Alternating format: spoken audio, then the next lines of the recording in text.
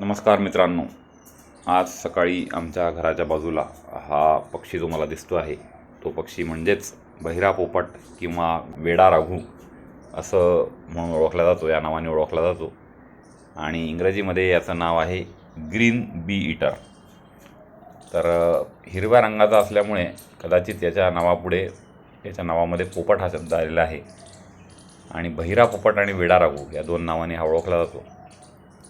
याचं वैशिष्ट्य असं आहे की हवेत उडता उडताच हा याचं भक्ष्य ग्रहण करतो आणि ज्या जागेवरून हा उडतो त्याचं भक्ष्य ग्रहण करून त्वरित पुन्हा त्याच जागेवर येऊन बसतो, अशी याची हालचाल नेहमी चालू असते आणि सतत दृष्टी फिरवत असतो. लांब चोच, त्यामुळे याला भक्ष्य पकडायला सोपं जाते. आणि मानेजवळ थोडा गडद हिरवा रंग असतो याचा, लांब बारीक एखाद्या काडीसारखी दिसेल अशी शेपटी.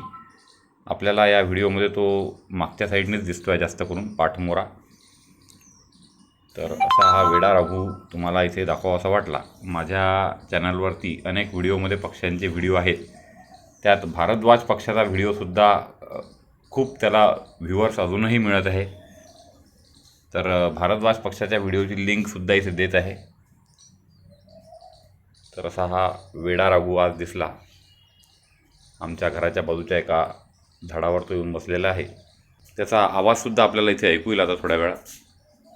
तर तो कसा आवाज करतो ते सुद्धा तुम्ही ऐका आणि आपल्या पक्षीप्रेमी मित्रांना हा व्हिडिओ पाठवा. बघा तो आता कसा आवाज करतो.